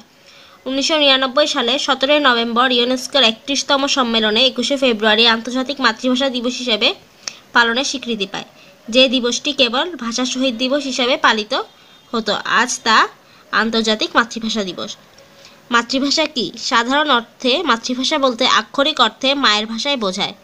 একটি বৃহত্তর অঞ্চলে একই সাথে বিভিন্ন ভাষা প্রচলিত থাকে। এর মধ্যে বেশিরভাগ মানুষ যে ভাষায় মনের ভাব প্রকাশ করে সেটাই হচ্ছে সে অঞ্চলের মাতৃভাষা। মাতৃভাষা মায়ের মুখের আঞ্চলিক বুলি মাত্র নয়, মাতৃভাষা হচ্ছে একটি দেশের বৃহত্তর জনগোষ্ঠীর ভাষা। বাঙালির মাতৃভাষা হচ্ছে বাংলা ভাষা, আমাদের প্রাণের স্পন্দন। বাংলা আমাদের অহংকার। কবি অতুল প্রসাদ সেন এর ভাষায় মোদের গরব, মোদের আশা, আমরই বাংলা ভাষা। বাংলা ভাষার অতীত। বাংলা ভাষার জন্ম আজ থেকে প্রায় 1100 বছর পূর্বে। চর্যাপদ বাংলা ভাষার আদি নিদর্শন। বঙ্গ শব্দটি থেকে বাংলা শব্দটির উৎপত্তি। বাংলা পৃথিবীর অনেক প্রাচীন ভাষা। এই ভাষায় রয়েছে সমৃদ্ধ ও ঐশ্বর্যমণ্ডিত সাহিত্য। বহু প্রতিভাবান সৃষ্টিশীল সাহিত্যিক ও লেখকের অবদানের ফলে বাংলা সাহিত্য বিশ্ব সাহিত্যে দরবারে একটি বিশেষ স্থান দখল করে নেয়। মধ্যযুগে হিন্দু ও মুসলমান শাসনামলে রাষ্ট্রভাষা সংস্কৃতি ও ফার্সি থাকায় বাংলা ভাষা তেমন মর্যাদা পায়নি। কিন্তু সময়ের আবর্তে মুসলিম শাসকদের পৃষ্ঠপোষকতায় বাংলা ভাষা স্বমহিমায় প্রতিষ্ঠিত হতে থাকে। কবি বলেছেন, দেশি ভাষার বিদ্যার মনে যান না লয়, নিজ দেশ ত্যাগী কেন বিদেশ না যায়। আন্তর্জাতিক মাতৃভাষা দিবস। 1999 সালের গোটা বাঙালি জাতির জীবনে এক অবিস্মরণীয় সাফল্য অর্জিত হয়েছে, আর তা হলো 21শে ফেব্রুয়ারিকে আন্তর্জাতিক মাতৃভাষা দিবস হিসেবে স্বীকৃতি প্রদান। জাতিসংঘের একটি গুরুত্বপূর্ণ সংস্থা ইউনেস্কো স্বীকৃতি প্রদান করে। 1999 সালের 17 নভেম্বর অনুষ্ঠিত জাতিসংঘের এই গুরুত্বপূর্ণ সংস্থাটি সাধারণ পরিষদের সফল সদস্য দেশের সর্বসম্মতিক্রমে 21শে ফেব্রুয়ারিকে আন্তর্জাতিক মাতৃভাষা দিবস হিসেবে স্বীকৃতি দেয়। মাতৃভাষা হিসেবে বাংলা। জাতিসংঘের সহায়ক সংস্থা ইউনেস্কো মাতৃভাষা দিবসের তারিখ নির্ণয়ের জন্য সুপারিশ চেয়ে দরখাস্ত আহ্বান করে। বাংলাদেশ, সিঙ্গাপুর, মালয়েশিয়া সহ বহু সদস্য দেশ তাদের ভাষার জন্য তাদের গৌরবজনক তারিখটি উল্লেখ করে, কিন্তু চুলচেরা বিশ্লেষণে দেখা যায় ভাষার জন্য জীবন দিয়েছে, যুদ্ধ করেছে বাংলার দামাল ছেলেরা। এই রক্তদান আত্মাহুতির কারণে বাংলাদেশের প্রস্তাবিত 21শে ফেব্রুয়ারিকে জাতিসংঘ আন্তর্জাতিক মাতৃভাষা দিবস হিসাবে নির্বাচিত হয়। ইউনেস্কোর প্রস্তাব। ইউনেস্কোর সদর দপ্তর প্যারিসে দ্বিবার্ষিক সাধারণ অধিবেশনে গৃহীত প্রস্তাবে উল্লেখ করা হয় 1952 সালের 21শে ফেব্রুয়ারি বাংলাদেশে মাতৃভাষার জন্য অভূতপূর্ব আত্মত্যাগের স্বীকৃতি স্বরূপ, এবং সেদিন যারা প্রাণ উৎসর্গ করেছেন তাদের স্মৃতির উদ্দেশ্যে দিনটিকে আন্তর্জাতিক মাতৃভাষা দিবস ঘোষণার প্রস্তাব করা হয়েছে। সাধারণ পরিষদে প্রস্তাবটি পেশ করার আগে ইউনেস্কোর 27টি সদস্য রাষ্ট্র এই প্রস্তাব অনুমোদন ও সমর্থন করে। মাতৃভাষা দিবসের পটভূমি ও নেপথ্য কথা। আন্তর্জাতিক মাতৃভাষা দিবস হিসেবে 21শে ফেব্রুয়ারিকে ঘোষণার জন্য যারা প্রথম উদ্যোগ গ্রহণ করেন তারা হলো কানাডা প্রবাসী পৃথিবীর মাতৃভাষা প্রেমিক গোষ্ঠীর ভিন্ন ভিন্ন ভাষাভাষী 10 জন সদস্য। তাদের মধ্যে রয়েছেন 2 জন ফিলিপিনো, 2 জন ইংরেজি ভাষাভাষী, 1 জন ক্যান্টোনিজ ভাষাভাষী, 1 জন কাচি ভাষাভাষী, 1 জন জার্মান, 1 জন হিন্দি ও 2 জন বাংলা ভাষাভাষী। বরেণ্য ভাষাপ্রেমিক ব্যক্তি। 52 ভাষা আন্দোলনের সেই রফিক সালাম যেন আবার বুকের রক্ত দিয়ে বিশ্বসভায় বাংলা ভাষাকে গৌরবের বেদিতে বসিয়ে দিয়ে গেলেন। জাতিসংঘের ভূমিকা। 1998 সালের 29 মার্চ তারা জাতিসংঘের মহাসচিব কাফি আনানকে সর্বপ্রথম একটি আন্তর্জাতিক মাতৃভাষা দিবস পালনের যৌক্তিকতা এবং এই দিবস হিসেবে 21শে ফেব্রুয়ারিকে স্বীকৃতি প্রদান ও মাতৃভাষা দিবস হিসেবে ঘোষণার প্রস্তাব দেন। জাতিসংঘ থেকে জানানো হয় কোনো বিশেষ গোষ্ঠী থেকে নয়, বরং বাংলা ভাষাভাষী রাষ্ট্রের পক্ষ থেকে প্রস্তাবটি উত্থাপন করা সমীচীন। ইউনেস্কো বাংলাদেশ কমিশন ও সরকারের ভূমিকা। অতঃপর মাতৃভাষা প্রেমিক গ্রুপের পক্ষ থেকে জনাব রফিকুল ইসলাম 23 জুন 1999 বাংলাদেশ ইউনেস্কো কমিশনকে যে পত্র লিখেন সে প্রেক্ষিতে বাংলাদেশ সরকারের পক্ষ থেকে শিক্ষা মন্ত্রণালয় ও বাংলাদেশ ইউনেস্কো কমিশন তড়িৎগতিত বিপুল উদ্যমে তা গ্রহণ করে। 28 অক্টোবর 1999 তারিখে 21শে ফেব্রুয়ারিকে বিশ্ব মাতৃভাষা দিবস হিসাবে ঘোষণার প্রস্তাবটি ইউনেস্কো সদর দপ্তরে পৌঁছে যায়। বাংলাদেশের পক্ষ থেকে বিশ্বের নানান জাতি নানান ভাষাভাষীর মধ্যে মত বিনিময় সর্বসম্মত যৌক্তিক সমর্থনের ফলে বাংলাদেশ 17 নভেম্বর 1999 তারিখে বিরল এই গৌরব অর্জন করে। আন্তর্জাতিক মাতৃভাষা দিবসের তাৎপর্য। ভাষা একটি দেশের সাংস্কৃতিক ঐতিহ্যের ধারক ও বাহক। মাতৃভাষা প্রচলন কেবল ভাষাগত বৈচিত্র্য বহুভাষা ভিত্তিক শিক্ষাকে উৎসাহিত করবেন না, তা সাংস্কৃতিক ঐতিহ্যের অনুধাবন উন্নয়নের ক্ষেত্রে অবদান রাখবে। এই দিবসের তাৎপর্য হলো প্রতিটি মাতৃভাষাকে যথাযোগ্য মর্যাদা দেওয়া, বিশেষ করে দুর্বল ও জীর্ণ মাতৃভাষাগুলিকে বিলুপ্তির হাত থেকে রক্ষা করা, দুর্বল বলে কোনো ভাষার উপর প্রভুত্ব আরোপের চেষ্টা না করা। এভাবে 21কে ধারণ করে মাতৃভাষাকে বাংলা ভাষার প্রেরণা পাবে মানুষ। মাতৃভাষা দিবস হিসেবে স্বীকৃতি। 21শে ফেব্রুয়ারিকে মাতৃভাষা দিবসের স্বীকৃতি প্রদানের জন্য প্রথম উদ্যোগ নেন কানাডায় বসবাসরত প্রবাসীদের সংগঠন mother language of the world. এর পেছনে যে 2 জন ব্যক্তির কৃতিত্ব সবচেয়ে বেশি তারা হলেন আব্দুল সালাম ও রফিকুল ইসলাম। তারা এই দিবস ঘোষণার জন্য জাতিসংঘের মহাসচিব কফি আনানের কাছে একটি আবেদনপত্র পাঠান। 1999 সালের 17 নভেম্বর ইউনেস্কোর 30তম পূর্ণাঙ্গ অধিবেশনে বাংলাদেশ সহ 28টি দেশের সমর্থনে 21 ফেব্রুয়ারিকে আন্তর্জাতিক মাতৃভাষা দিবস হিসেবে স্বীকৃতি দেওয়া হয়। এরই আলোকে 2000 সাল থেকে বিশ্বব্যাপী শহীদ দিবস হিসেবে পালিত হয়। ইউনেস্কোর 188টি সদস্য দেশে এবং ইউনেস্কোর সদর দপ্তর। উদযাপন। এই দিন জাতীয় পতাকা অর্ধনমিত থাকে এবং কালো পতাকা উড়ানো হয়। 21শে ভোরে প্রভাত ফেরি হয়, ধ্বনিত হয় 21এর গান। আমার ভাইয়ের রক্তে রাঙানো 21শে ফেব্রুয়ারি আমি কি ভুলিতে পারি। সর্বস্তরে বাংলার ব্যবহার। বাংলা ভাষা আন্তর্জাতিক স্বীকৃতি পেলেও চর্চার বাহন হিসাবে কতটা গ্রহণীয় তা দেখা দরকার। আমাদের দেশে প্রাথমিক ও মাধ্যমিক স্তরে বাংলা যথাযথ মর্যাদা পেলেও উচ্চশিক্ষার ক্ষেত্রে কিছু সীমাবদ্ধতা রয়েছে। বিশ্ববিদ্যালয় স্তরে বিভিন্ন বিষয়ে বাংলা ভাষা পাওয়া দুষ্কর। এই সমস্যা সমাধানের জন্য বিশ্ববিদ্যালয়ের শিক্ষক ও গবেষকদের যথাযথ গ্রন্থ রচনা করতে হবে। এতে ছাত্রছাত্রীদের ইংরেজির প্রতি নির্ভরশীলতা কমবে এবং বাংলা ভাষাও সমৃদ্ধ হবে। কবি আব্দুল হাকিম বলেছেন, আরবি ফার্সি শাস্ত্রে নাই কোনো রাগ, দেশি ভাষা বুঝিতে ললাটে পুরে ভাগ। আরবি ফার্সি হিন্দে নাই 2 মত, যদি বা লিখয় আল্লাহ নবীর ছিফত। উপসংহার। বাংলা ভাষা এখন স্বাধীন সার্বভৌম বাংলাদেশের জাতীয় রাষ্ট্রীয় ভাষা। আমাদের রাষ্ট্রভাষা বাংলা ভাষা আন্দোলনের রক্তরঞ্জিত দিন 21শে ফেব্রুয়ারি বিশ্ব সমাজে আন্তর্জাতিক মাতৃভাষা দিবস হিসাবে পালনের মর্যাদা পেয়েছে। এই গৌরব সত্যিই অনন্য।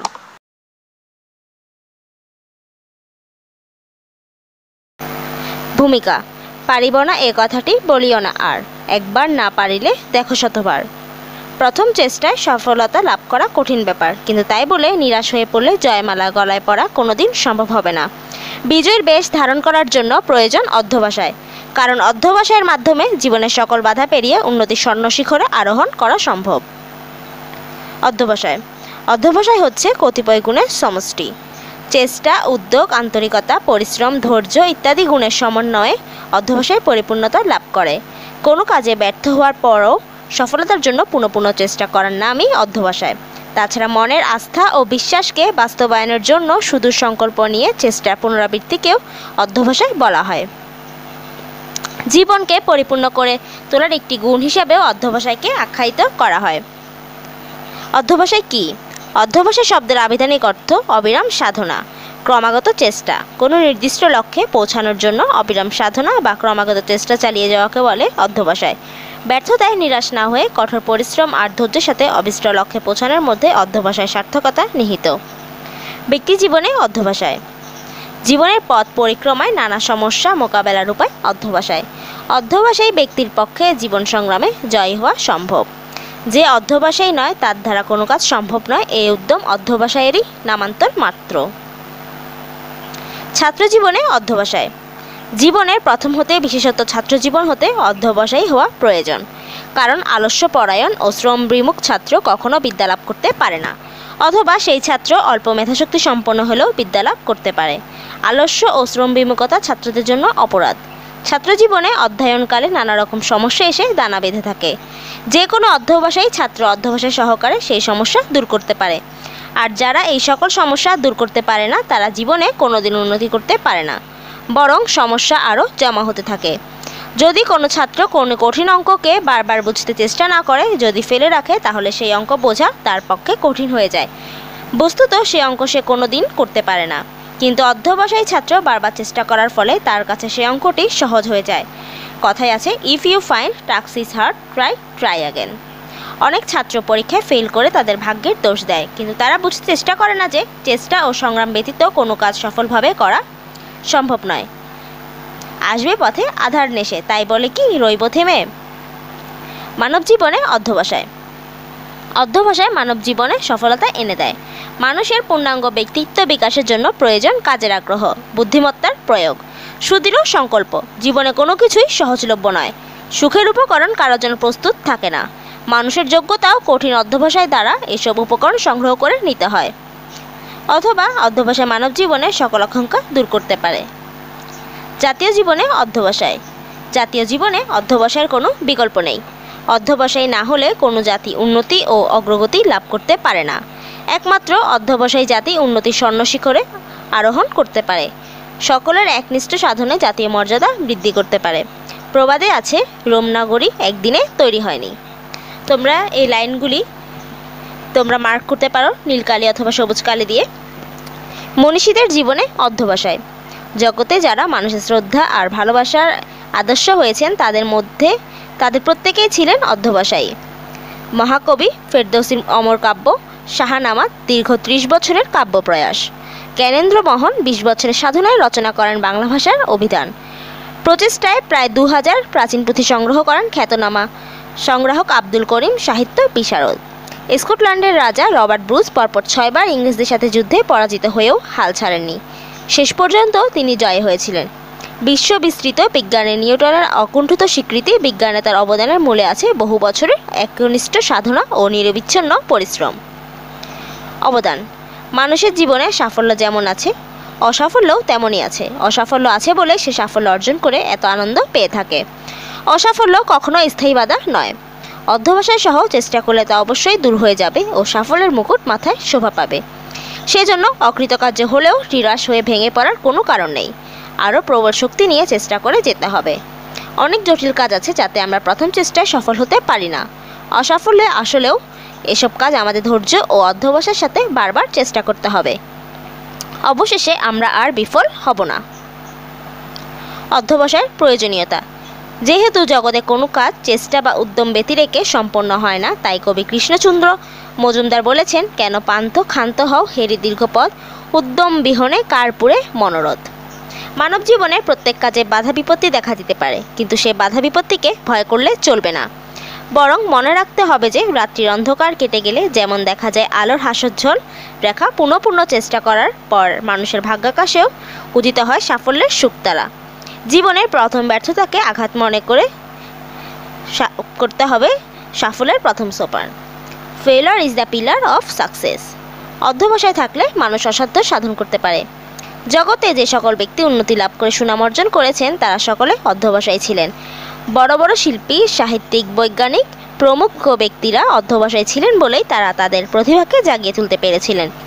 এজন্য আমাদের সকলকে অধ্যবসায়ী হতে হবে। তাই অধ্যবসায়ী হওয়ার প্রয়োজনীয়তা উপলব্ধি করে কবি বলেছেন, ধৈর্য ধরো, ধৈর্য ধরো, বাঁধো বাঁধো বুক, শত দিকে শত দুঃখ আসুক আসুক। অধ্যবসায়ের বৈশিষ্ট্য: অবিরাম সাধনা, ক্রমাগত প্রচেষ্টা আর সুদৃঢ় ও প্রত্যয় এর মধ্যেই অধ্যবসায় পরিচয়। জীবনের মধ্যে সাফল্য অর্জনের জন্য ক্রমাগত যে সাধনা তার নাম অধ্যবসায়। অধ্যবসায় মানব চরিত্রের একটি গুণ, অন্যতম বৈশিষ্ট্য। বাধা ডিঙ্গিয়ে যাবার সাধনায় অধ্যবসায়, লক্ষ্যে পৌঁছার প্রচেষ্টায় অধ্যবসায়, একবার না পারিলে দেখো শতবার, এখানেই অধ্যবসায়ের বৈশিষ্ট্য বিদ্যমান।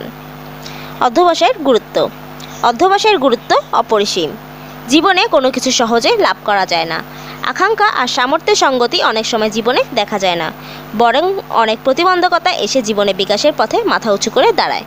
লোকলজ্জা, সংকোচ, দ্বিধা, অক্ষমতা, আলস্য এই ধরনের অনেক কিছুই জীবনের সাফল্যের বাধা। জীবনের কাছে আছে জটিলতা, আছে বাহিরের চাপ, আছে ভেতরের অনীহা, আছে মানসিক আলস্য, সব কিছুই লক্ষ্য অর্জনের অন্তরায়। অথচ জীবনে প্রতিষ্ঠা লাভ করতে হবে, কাজে আনতে হবে সাফল্য, অর্জন করতে হবে ঈপ্সিত লক্ষ্য, সেখানেই অধ্যবসায় প্রকৃত গুরুত্ব। অধ্যবসায়ের কার্যকারিতা: বর্তমান সভ্যতার সগৌরব ইতিহাস নিরন্তর অধ্যবসায়ের ইতিহাস। মহামনীষীগণ সারা জীবন সাধনা করে মানব সভ্যতার উৎকর্ষ সাধন করেছেন। বৈজ্ঞানিকের জটিল আবিষ্কার, কবি সাহিত্যিকগণের মনোজয়ী সব কিছুই অধ্যবসায়ের ফল হিসাবে বিবেচনাযোগ্য। মানুষের অধ্যবসায় না থাকলে সভ্যতার অগ্রগতি হতো না, মানুষ সুখভোগের সুযোগ লাভ করতে ব্যর্থ হতো। বিজ্ঞানের ক্ষেত্রে অধ্যবসায়: পৃথিবীর প্রতিটি বৈজ্ঞানিক কর্মকাণ্ডের পিছনে রয়েছে অধ্যবসায়ের উজ্জ্বল দৃষ্টান্ত। যেমন বিদ্যুৎ আধারকে দূর করেছে, বিমান আকাশকে জয় করেছে, রকেট চন্দ্রকে জয় করেছে, এগুলোর পেছনে রয়েছে অপরিসীম সাধনা।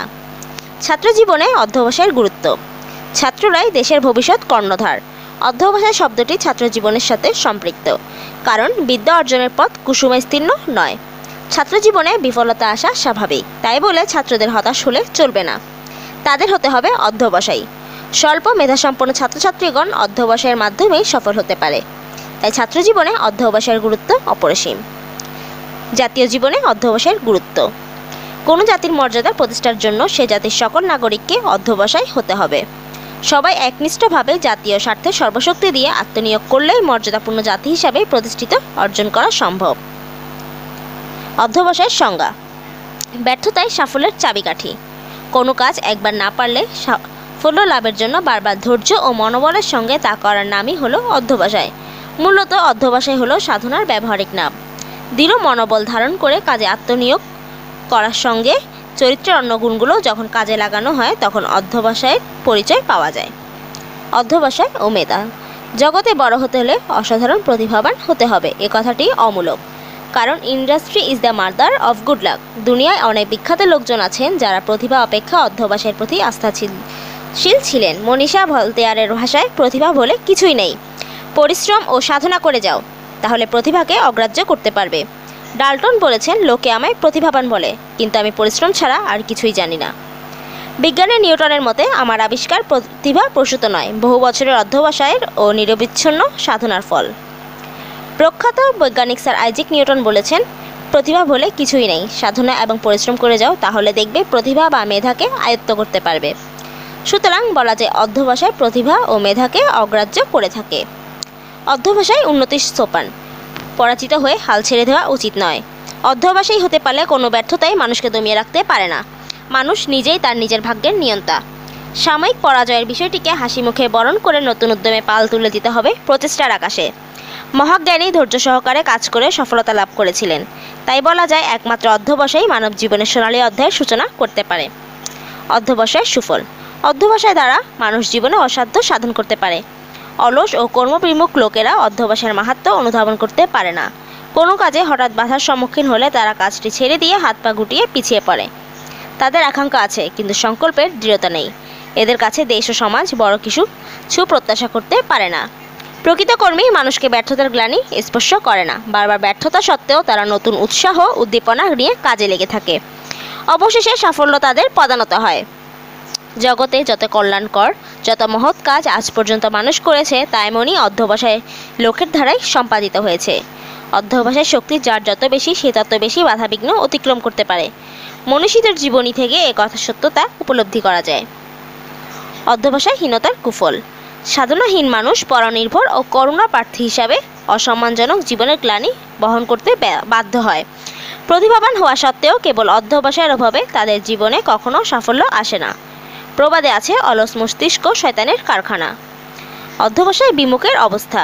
অধ্যবসায়হীন মানুষ অপদার্থ, তাদের দ্বারা জীবনে কোনো মহৎ কাজ সম্পাদন করা সম্ভব নয়। অধ্যবসায়ী ব্যক্তিধর জীবনে খুব সহজে সফলতার মুখ দেখে, কিন্তু অধ্যবসায় বিমুখ ব্যক্তিরা জীবনের সকল ক্ষেত্রেই ব্যর্থ হয়। অধ্যবসায় দৃষ্টান্ত। ইতিহাসের পাতা উল্টালে দেখা যায় সকল সাফল্যের নিয়ামক হচ্ছে অধ্যবসায়।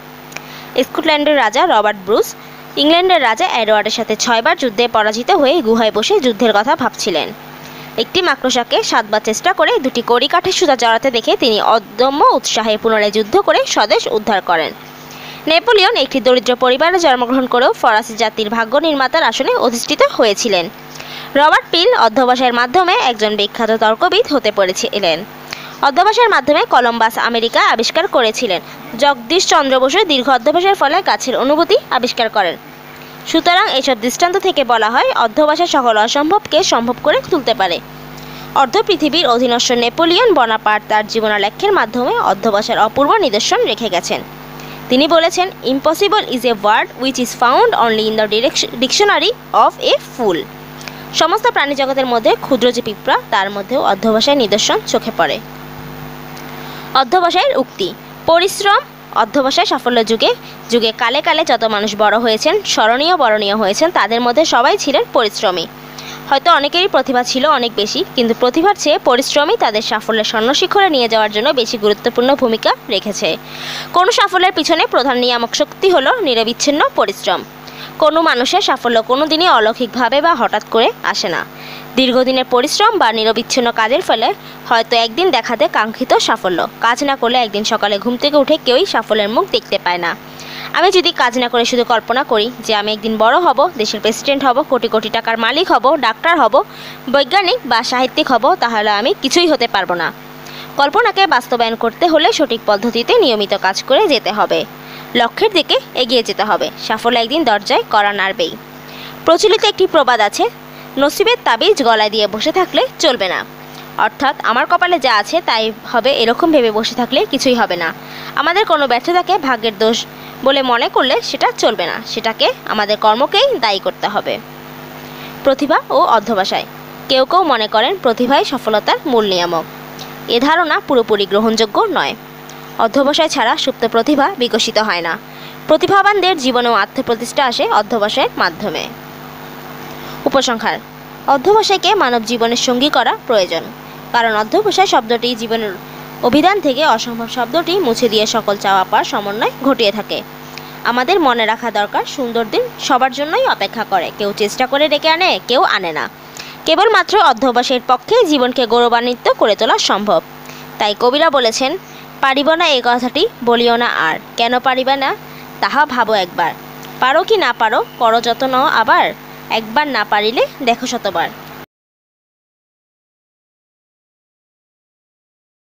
ভূমিকা। সমাজ সভ্যতার ক্রমবিকাশ, বিজ্ঞান ও প্রযুক্তিগত উন্নয়নে ব্যবসা বাণিজ্যের কার্যপরিধিও বৃদ্ধি পেয়েছে। ফলে পণ্য বাজারে নানামুখী প্রতিযোগিতা সৃষ্টি হয়েছে। এই প্রতিযোগিতায় মুনাফা অর্জন করতে হলে একজন ব্যবসায়ীকে সুষ্ঠু পরিকল্পনার মাধ্যমে অর্থের সদ্ব্যবহার করতে হয়। এতে ব্যবসা প্রতিষ্ঠানটি সর্বোচ্চ মুনাফা অর্জনে সফল হয়। অর্থায়ন ব্যবস্থাপনা একজন ব্যবসায়ীকে স্বল্প পুঁজি বিনিয়োগ করেও অধিক মুনাফা অর্জনে সহায়তা করে। বর্তমানে অর্থায়নকে ব্যবসায়ের মূল চালিকা শক্তি হিসাবে ব্যবহার করা হয়। দেখো, ভূমিকা তোমরা এভাবেই লিখে শেষ করবে। ভূমিকা এটা তোমরা নীল অথবা সবুজ কালি ব্যবহার করে আন্ডারলাইন করতে পারো।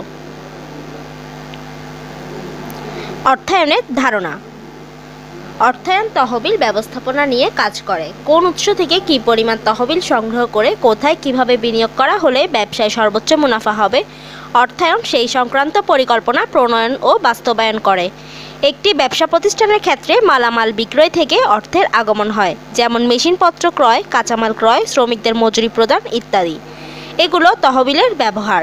তহবিলের এই প্রয়োজন অনুযায়ী পরিকল্পনা মাফিক তহবিল সংগ্রহ করতে হয় যেন উৎপাদন প্রক্রিয়া অব্যাহত থাকে। অর্থায়ন বলতে তহবিল সংগ্রহ ও ব্যবহার সংক্রান্ত এই প্রক্রিয়াকে বোঝায়। দেখো তোমরা এরকম প্রত্যেকটা পয়েন্ট হেডলাইন করে নেবে। অর্থায়নের ক্রমবিকাশ। সপ্তদশ শতাব্দীর শিল্প বিপ্লবের পরেই উৎপাদন কৌশল জটিলতর হয় এবং বিশেষায়িত বিভাজিত প্রক্রিয়ার মাধ্যমে উৎপাদন প্রক্রিয়া উৎকর্ষ লাভ করে। বাজার প্রতিযোগিতায় টিকে থাকতে হলে অর্থায়ন সংক্রান্ত ধারণা ও ব্যবহার অত্যাবশ্যক হয়ে যায়। হিসাব শাস্ত্রের বিকাশের সাথে সাথে অষ্টাদশ শতাব্দীতে ফিন্যান্স মূলত আর্থিক বিবরণীর বিচার বিশ্লেষণের কাজে নিয়োজিত ছিল।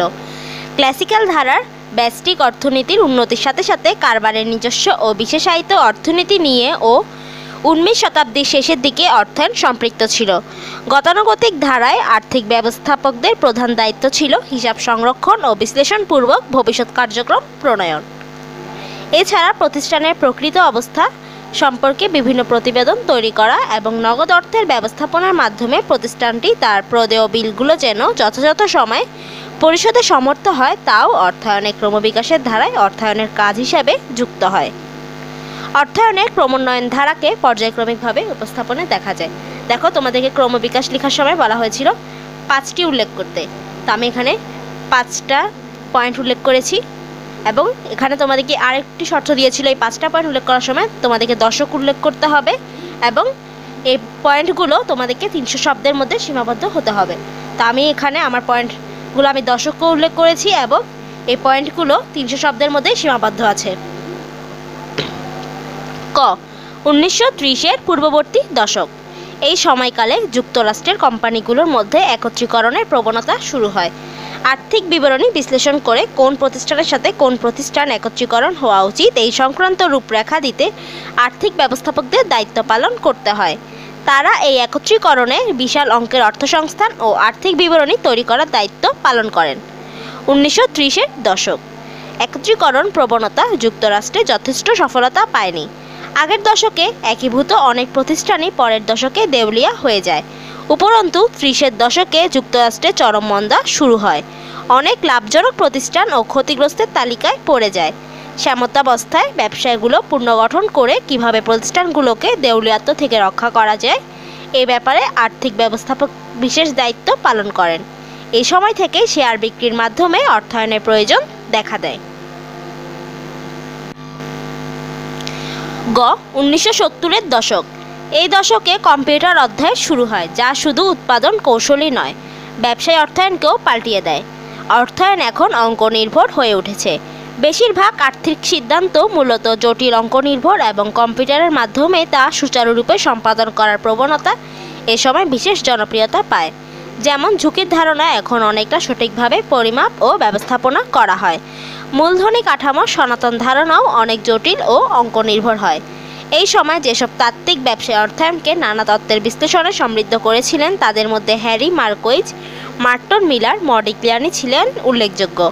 পরবর্তীতে 1990-এর দশকে এসব তাত্ত্বিকগণ গাণিতিক বিশ্লেষণের মাধ্যমে অর্থায়নের অগ্রগতিতে গুরুত্বপূর্ণ ভূমিকা পালনের জন্য নোবেল পুরস্কার লাভ করেন। ঘ 1980-এর দশক। ব্যবসা সম্প্রসারণ ও প্রতিযোগিতামূলক বাজার ব্যবস্থায় টিকে থাকার জন্য অর্থায়ন তার সনাতনী দায়িত্বের পরিবর্তন করে নতুন রূপে আবির্ভূত হয়। এই সময় প্রতিষ্ঠানের বিভিন্ন প্রকল্পের মধ্যে মূলধনের সুদক্ষ বন্টন ও প্রকল্পগুলো হতে অর্জিত আয়ের বিচার বিশ্লেষণই ছিল অর্থায়নের মূল বিষয়। 1990-এর দশক ও আধুনিক অর্থায়নের সূচনা। এই দশকে বিশ্ব বাণিজ্য সংস্থা আত্মপ্রকাশ করে। বিশ্বব্যাপী আমদানি রপ্তানির প্রতিবন্ধকতা ব্যাপকভাবে হ্রাস পায়। অর্থায়ন ও এ সময় আন্তর্জাতিকতা লাভ করে। একদিকে যেমন অর্থায়নের বিনিয়োগ সিদ্ধান্ত পৃথিবীর কোথায় কোন পণ্য প্রস্তুত করা ও বিক্রয় করা লাভজনক সেটা বিবেচনা করে, আরেকদিকে বিশ্বের কোন মূলধনী বাজার কী প্রকৃতির ও কোথা থেকে তহবিল সংগ্রহ করা লাভজনক তাও অর্থায়নের বিষয়বস্তুতে পরিণত হয়। ফলে অর্থায়ন হলো ব্যবসা প্রতিষ্ঠানের ব্যবস্থাপনা একটি প্রায়োগিক সমাধানের ক্ষেত্র যা হিসাবরক্ষণ, অর্থনীতি ও অন্যান্য আর্থিক বিষয়গুলোকে সংমিশ্রণ করে সৃষ্টি হয়েছে। দেখো অর্থায়নের ক্রমবিকাশ পয়েন্টটি এটুকুই। উপসংহার এবং তোমাদের লাস্ট পয়েন্টটি হলো উপসংহার। অর্থায়নের সবচেয়ে গুরুত্বপূর্ণ ধরন হচ্ছে ব্যবসায় অর্থায়ন। মুনাফা অর্জনের উদ্দেশ্যে লাভ ক্ষতির ঝুঁকি নিয়ে গঠিত সংগঠনকে ব্যবসায় প্রতিষ্ঠান বলা হয়।